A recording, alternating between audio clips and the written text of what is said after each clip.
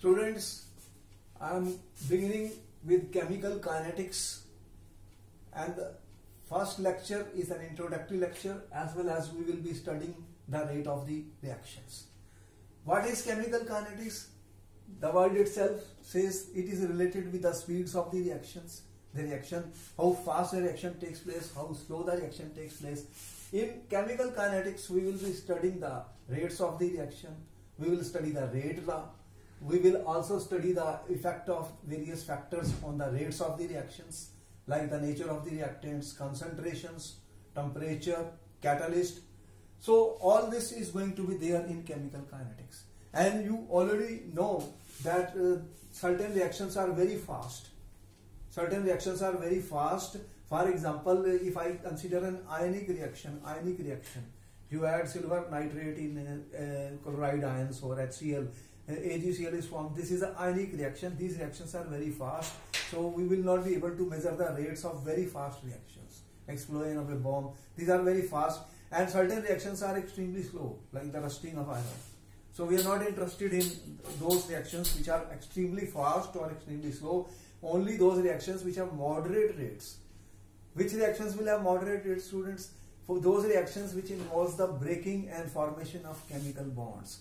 So those reactions in which we have covalent molecules taking part. For example, nitrogen gas reacts with hydrogen to form ammonia. So nitrogen bond is breaking, hydrogen bond is breaking, and in ammonia new bonds are being formed.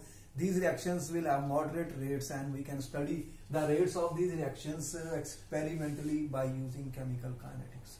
So in my today's lecture, my main thing is the rate of a reaction. First thing I am writing, what is the rate of a reaction?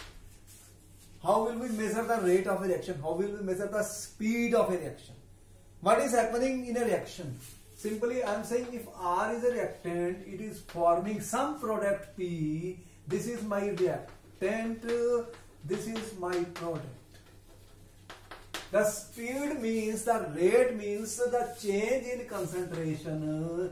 Change in concentration of reactant or product per unit time. The time can be measured in seconds or minutes most of the times in chemistry, in chemical reaction. So if I can measure the change in concentration of the reactant or the product and per unit time, that will be my rate. That's what I am saying, rate. Now here I have written R. R is a reactant. As the reaction will proceed, the concentration of the reactant decreases. What happens? Concentration of reactant decreases,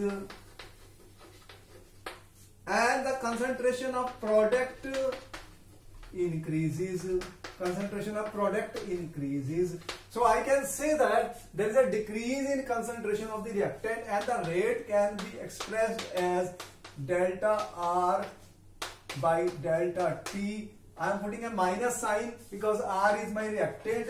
Because the reactant is decreasing, if I find the value of delta R means rate at time T 2 minus rate at time 1 divided by T2 minus T1.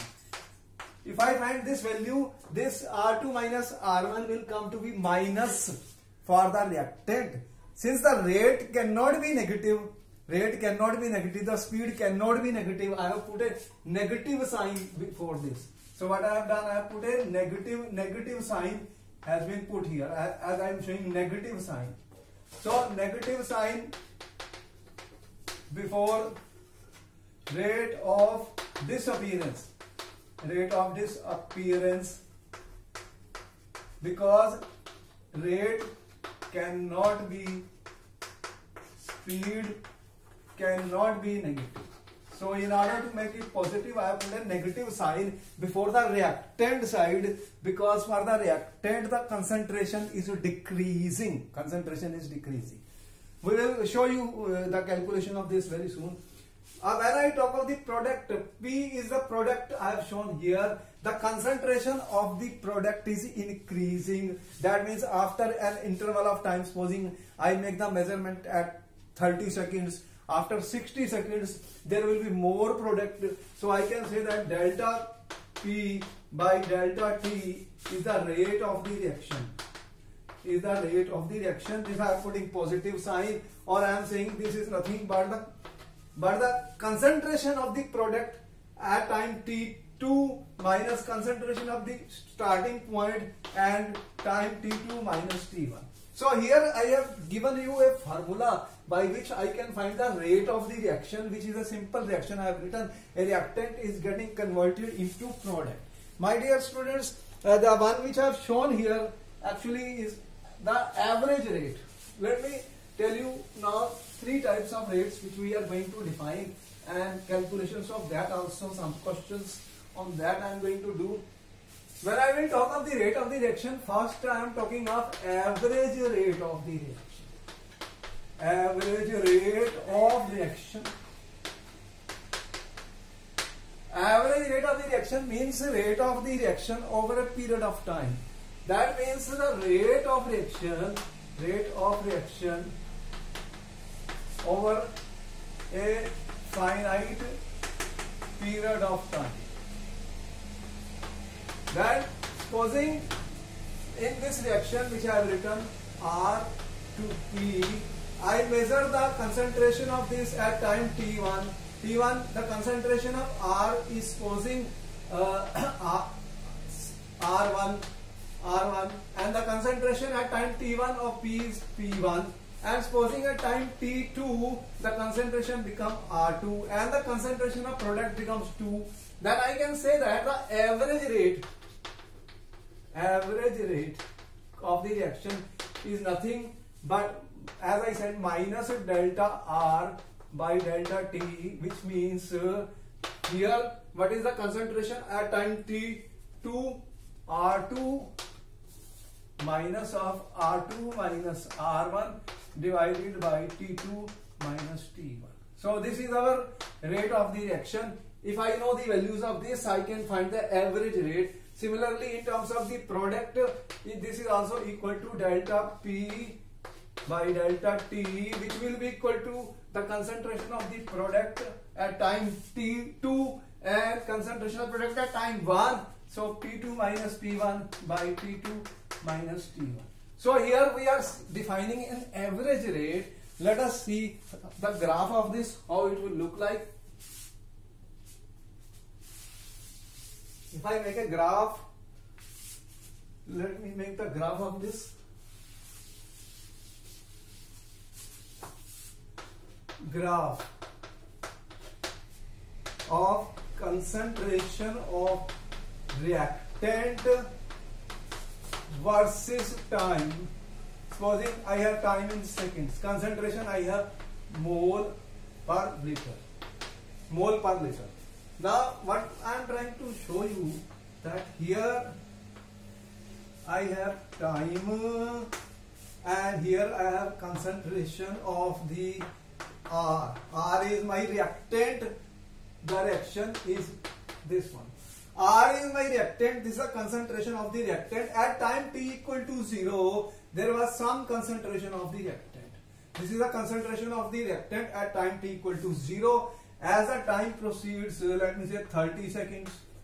If I am putting the time in seconds, 60, 90, 120, 150. These are the time in seconds. Let me see the concentration. I am saying in mole per liter. Supposing I start with 0.1, 0.1, 0.2, 0.3, 0.4, 0.5, 0.6, 0.7. These are the concentration of the reactant in moles per liter. How? As the time will proceed, the concentration of the reactant will decrease and the graph will look something like this. This is a graph for the change in concentration of the reactant with time. This is for the reactant. As you can see, students, in the beginning at time t equal to 0, the rate is higher because the concentration is more. As the concentration decreases, the rate of the reaction also decreases. The slope is higher at this lower value and becomes less as you go down. In fact, what I am trying to say, supposing that this at time t equal to 30 seconds, you have this value. This is 30 seconds, the concentration is 0.4, and at 60 seconds the concentration is this one. So you can see that, this concentration at time t1 30 seconds, so the concentration of R is R1 at 30 seconds is 0.4, and at time t equal to 60 seconds, this is 60 seconds, this is mole per liter. The value of R2 at 60 is 0.3 mole per liter. Therefore, the average rate for this reaction can be written as what we said, minus of delta R by delta T. That means the average rate between 30 and 60 seconds. Average rate between 30 and 60 seconds will be how much, students? R2 minus R1, R2 minus R1 divided by T2 minus T1. What is R2 minus R1? Minus of 0.3 minus 0.4 divided by time in seconds, 60 minus 30. So what you are getting, this is minus 1 minus, so plus 0.1 by 30. So what you are getting, 1 by 300, which is equal to 1 by 3 into 10 minus 2. So what will be the units of this rate, students? The concentration is mole, liter inverse and seconds inverse. These are the units of the rate of reaction. So here I have shown a graphic method in order to calculate the average rate of the reaction. So we know that what is the average rate between the time interval t2 to t1. So any time interval you can see and find the value. As you will see, the rate is not uniform throughout. With the decrease in concentration of the reactant, the rate is getting slowed up, and this graph never touches here because that concentration of the reactant never drops 0. 100% completion of no reaction is possible. So the graph becomes almost, as you can say, horizontal as the time proceeds. So this is the graph for the concentration of the reactants versus time, and I can find the value of the average rate. So first thing I defined is average rate. Similarly, if I would have drawn a graph for the concentration of the product versus time, then what it will look like? Let me see another graph. If I plot, this is my reaction R to P. If I plot the graph of concentration of product P versus time, then you know the students how it will look like. This is my product concentration of the product, again mole per liter. This is the time in seconds, students. So at time t equal to 0, 30, 60, 90, 120, this is 0.1, 0.2, 0.3, 0.4, 0.5, and this graph will go like this. Because the product concentration, student, is increasing at time t equal to 0, and then it becomes constant after some period of time. No more product is formed that time. So the graphs become horizontal. Here also we can find the value of the average rate by the same method, delta P by delta T, which is my average rate, which will be equal to P2 minus P1 divided by P2. So if I know the values of this, students, supposing at time 30 seconds, this is my value, and at 90, this is my value. So if I subtract these two values, this is my time t1, this is my time t2, and these are the values which I have, P1 and P2. In this case, you find P2 is more than P1, P2 is more than P1, therefore I put a positive sign here. So by this method, by graphic method, as you can see, we can find the rate either from the decrease in concentration of the reactant or increase in concentration of the product. Second thing which I want to define, student, is instantaneous rate. I am talking of now instantaneous rate. Instantaneous rate. What do you mean by instantaneous rate? Rate at a particular instant of time. Instant of time. That means when the t becomes very, very small, over a small interval of time. When the time is very, very small, at that instant of time, I want to find the rate of the reaction. Then how will I do it? For example, students, if I have this graph which I have shown you, if I want to find the rate of the reaction, supposing at 30 seconds. Supposing I want to find the rate, which I am saying instantaneous rate at 30 seconds. So we are saying find the rate at 30 seconds. So here, this is not the average rate. At this point, I want to find the rate. In such cases, we will use a graphic method and we will draw the slope. We will find the slope. How we will draw a tangent? Draw a tangent at this point. This is a tangent, students.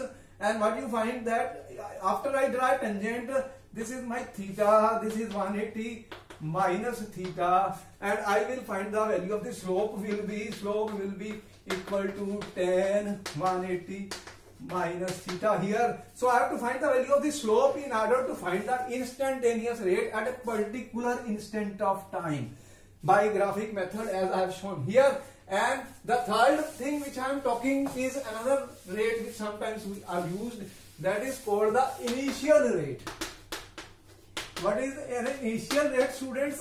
Initial rate is a rate at t equal to 0. That means at the start of the reaction. At the start of the reaction.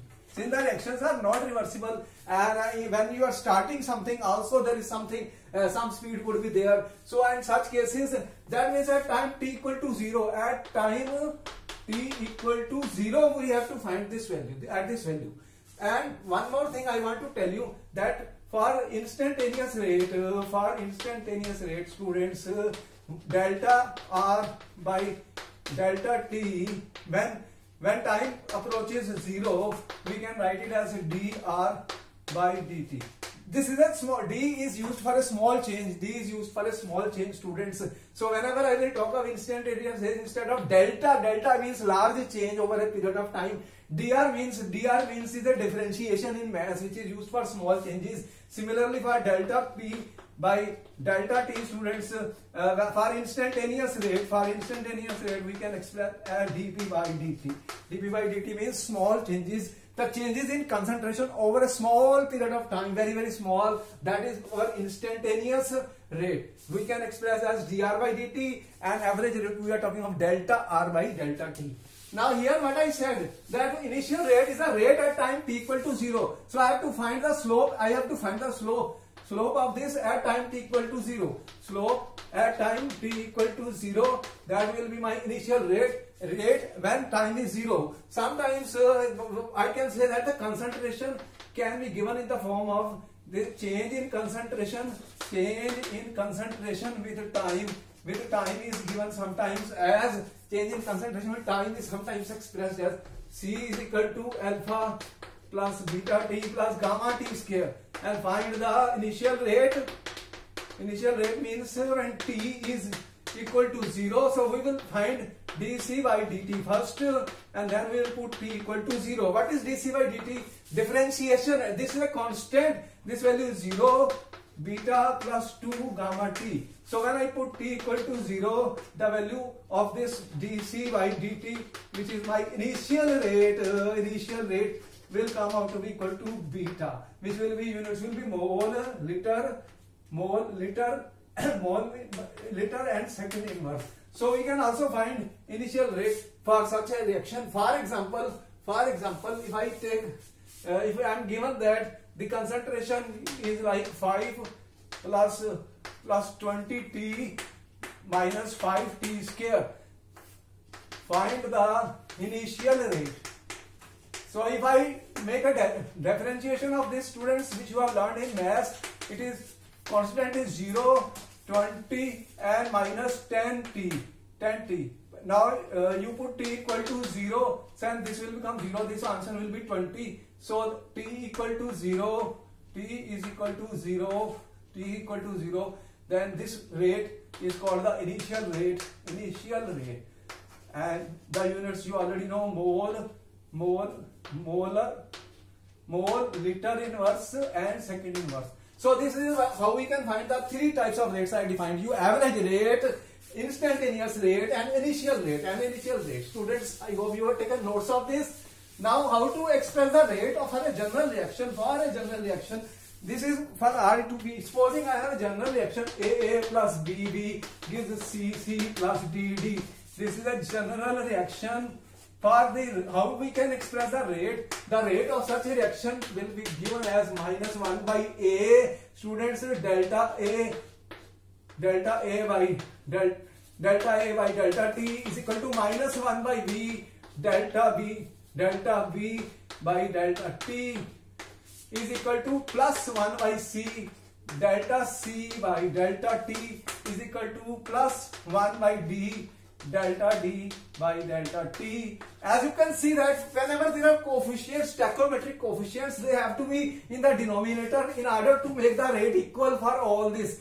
And if I say the rate of appearance of A,